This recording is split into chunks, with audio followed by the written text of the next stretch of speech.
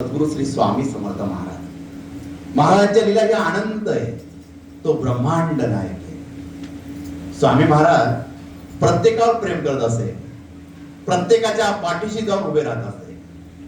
तशी स्वामींची एक लाडकी भक्त होती राधा. राधा आई वडील तिच्यासाठी स्थळ बघत होते. आई वडील कायम सांगत असे, स्वामींना विनंती करत असे, स्वामी आमच्या राधाला योग्य असं स्थळ मिळू द्या. महाराज काहीच बोलत नसे, त्याचं उत्तर त्यांना मिळत नसे. महाराजांनी जणू तिची कुंडली पूर्ण बघून घेतली होती म्हणून स्वामींकडे काहीच शब्द नव्हते. त्यावेळेस राधासाठी उत्तम असं स्थळ मिळालं, सुखाने संसार चालू झाला. तिच्या मनासारखा वर मिळाला आणि आनंदाने संसार करू लागले ते. आणि ज्यावेळेस त्यांचा संसार सुरू झाला, दोघांचे स्वप्न आनंदाने रंगवू लागले. आणि जेव्हा त्यांचा आनंद द्विगुणित होऊ लागला, त्यावेळेस राधाच्या मनामध्ये आलं आपण स्वामींच्या दर्शनाला जावं. पण ज्यावेळेस स्वामींच्या दर्शनाला जायची इच्छा मनामध्ये प्रबळ असेल, त्यावेळेस तिच्या मनामध्ये अडचणी फार निर्माण होत असे. आणि ज्यावेळेस अडचणी निर्माण होत असे त्यावेळेस स्वामींकडे जाणंच होत नसे. महाराज एक दिवस बसलेले होते वटवृक्षाच्या छायेमध्ये आणि महाराज आपल्या आपल्या विचारांमध्ये असताना बाळप्पा महाराज स्वामींसमोर आले. स्वामींना विनंती करू लागले, महाराज आज लक्ष कुठे? बाळ्या, आमचं लक्ष आमच्या भक्तांवर आहे. आम्ही सदैव त्यांच्या पाठीशी आहोत. आम्हाला आमच्या भक्तांची काळजी आहे. आमच्या राधाचं काय होणार आम्ही तिचा विचार करतोय. आणि त्यावेळेस राधाला दिवस राहिले आणि त्या आनंदाचे क्षण राधा मनामध्ये साठवू लागले. तो आनंद तिला येऊ लागला. दोघं नवरा बायको आता आपल्या घरी बाळ येणार, सुखाने संसार होणार, स्वप्न रंगवत होते. 7 महिने दिवस राहून पूर्ण झाले. 2 महिन्याने आपल्या घरी पाहुणा येणार याचा आनंद राधेला होता.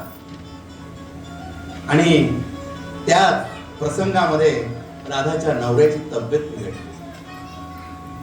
तब्येत इतकी झाली, अनेक वैद्यांना दाखवण्यात आलं, पण काहीच फरक पडत नव्हता. आणि एक रात्र अशी आली की राधाचा नवरा राधाला सोडून गेला. राधा नवऱ्याजवळ बसलेली आहे, अकांत मांडते, माझ्या आयुष्यात असं का झालं? आणि माझा ब्रह्मांड नायक त्या वटवृक्षाच्या छायेमध्ये डोळे लाल तेज बुंद स्वामी समर्थ महाराजांचे झालेले. महाराजांच्या डोळ्यातून अश्रू येत आहे. महाराज म्हणताय, बाळ्या आम्ही काहीच करू शकत नाही. या जन्म मृत्यूच्या खेळामध्ये आम्ही लक्ष देऊ शकत नाही.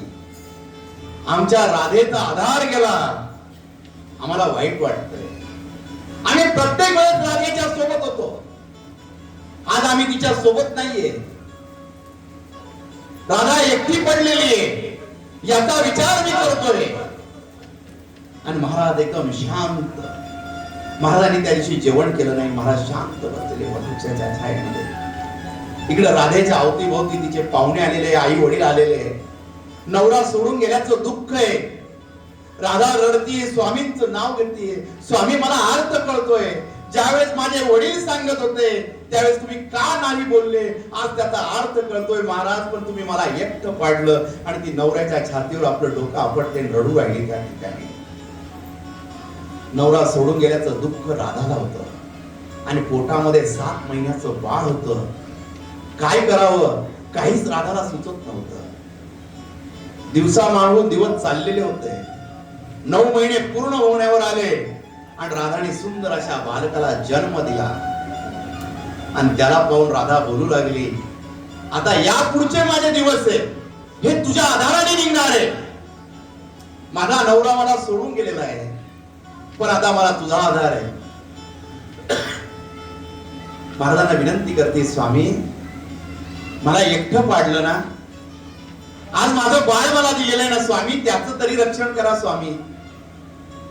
महाराज म्हणताय, दादा कशाला काळजी करते, आम्ही आहोत ना, आम्ही सदैव तुझ्या सोबत आहोत. तुझ्या मुखामध्ये आमचं नामस्मरण आहे. आम्ही सदैव तुझ्या सोबत आहोत. स्वामी त्याचे बोलताय. सुंदराबाई स्वामींना नैवेद्य घेऊन येते. सुंदरे, आमच्या राधेवर लक्ष दे. आमची राधा येणार आहे. आम्ही राधेला भेटणार आहे. आम्ही तिला येऊ दिलं नाही आमच्या अक्कलकोटला, पण आता आमची राधाची भेट होणार आहे. आणि महाराज दिगंबरा दिगंबरा श्रीपाद वल्लभ दिगंबरा, स्वामी असे दिगंबराचं नामस्मरण करू लागले. इकडे राधाचं बाळ 1 महिन्याचं झालं. राधाला आनंद होता.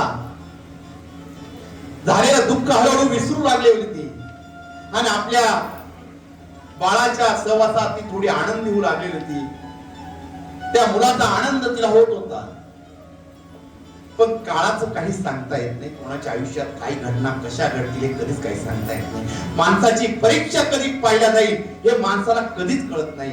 प्रत्येकाच्या आयुष्यामध्ये दुःख येत असतात, आणि ज्यावेळेस दुःख येत असतात त्यावेळेस आपल्याला भगवंत आठवत असतो, आणि आपण भगवंताच्या चरणी जात असतो. आणि ज्यावेळेस आपण स्वामींच्या चरणी जातो सगळे दुःख आपले दूर होत असतात. या राधाच्या बाळाची तब्येत हळूहळू खराब होऊ लागली.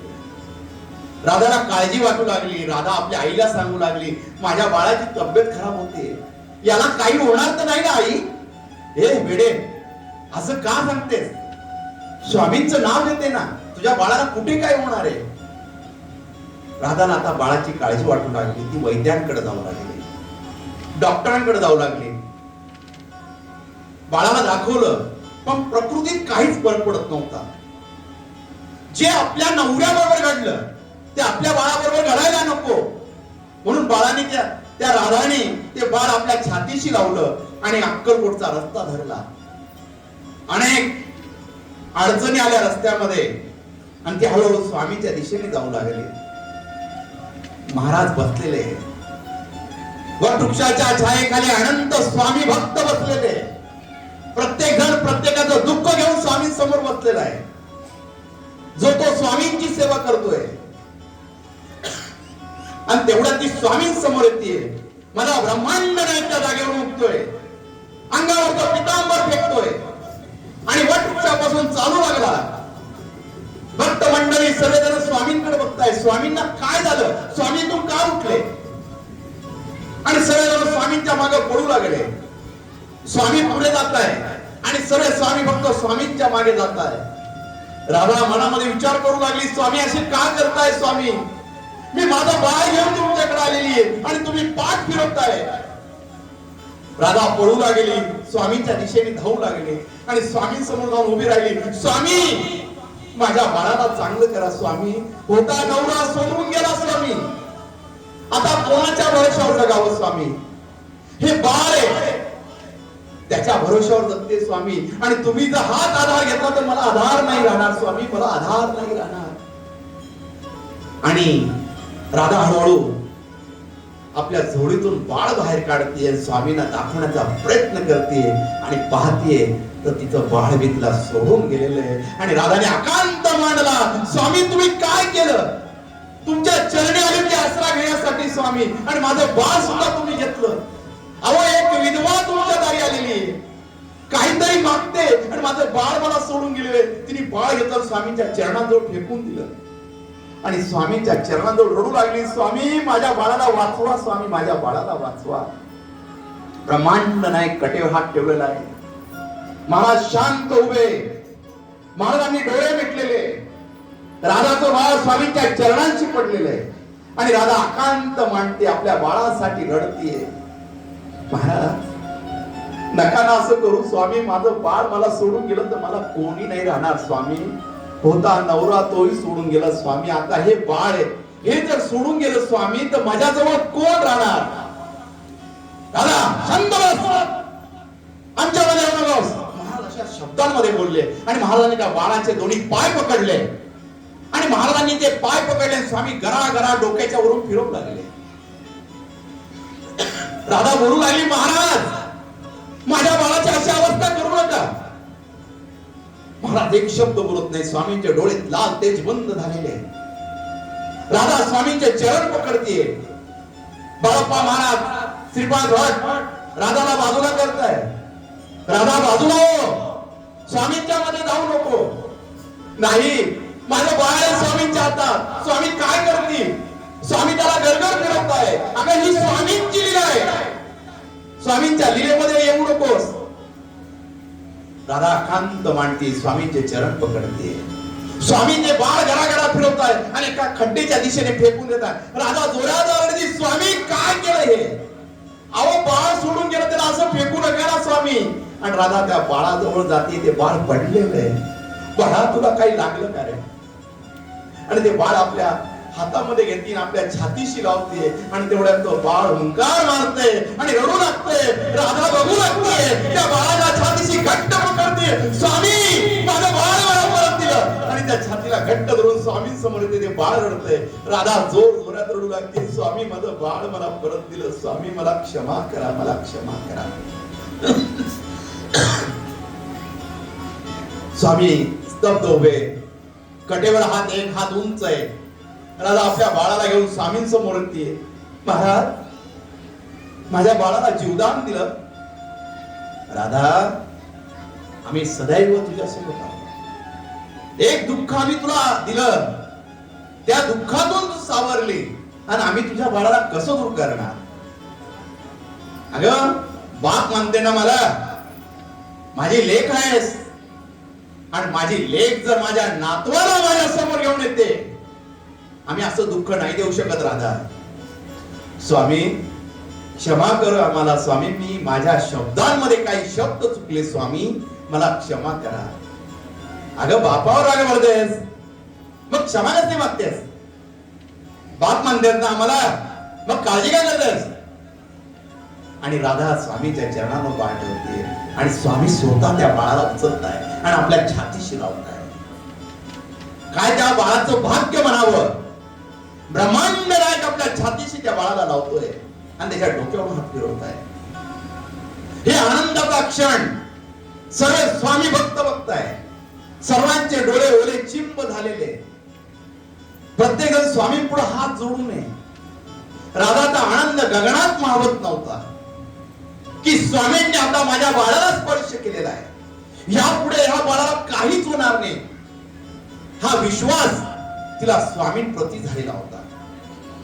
स्वामींनी ते बाळ राधाच्या हातामध्ये दिलं आणि राधाच्या डोक्यावर हात ठेवला आणि माझ्या ब्रह्मांड नायकाने एकच आशीर्वाद दिला, भिवू नकोस, मी तुझ्या पाठीशी आहे. श्री स्वामी समर्थ. हे ब्रह्मांड नायकाची कृपा आहे. आपण जर श्रद्धेने स्वामी समोर गेलो, आपल्या आयुष्यात किती दुःख असू द्या, आपण दुःखाने किती त्रसला असू द्या, जर आपला ब्रह्मांड नायकाच्या चरणांशी विश्वास असला तर तो ब्रह्मांड नायक सतत आपल्या सोबत आहे. सतत आपली काळजी करणार कोणी आहे तर आपले स्वामी समर्थ महाराज आहे, आपले ब्रह्मांड नायक आहे. या पृथ्वी तलावर भक्तांची काळजी करणार कोणी ह्या कलियुगामध्ये असेल तर माझा ब्रह्मांड नायक आहे. माझ्या ब्रह्मांड नायकाच्या शब्दामध्ये एवढी ताकद आहे, जो शब्द एकदा कानी पडतो हजारो हत्तीचं बळ अंगामध्ये येत असतं. कारण की स्वामींचा शब्द तसा आहे, ती शक्ती तशी आहे, तो मंत्र तसा आहे. तो मंत्र जर पाठीशी येऊन पडतो की ब्रह्मांड नायक आपल्या पाठीशी येऊन उभा राहतो आणि एकच शब्द बोलतो, भिवू नकोस, मी तुझ्या पाठीशी आहे. श्री स्वामी समर्थ.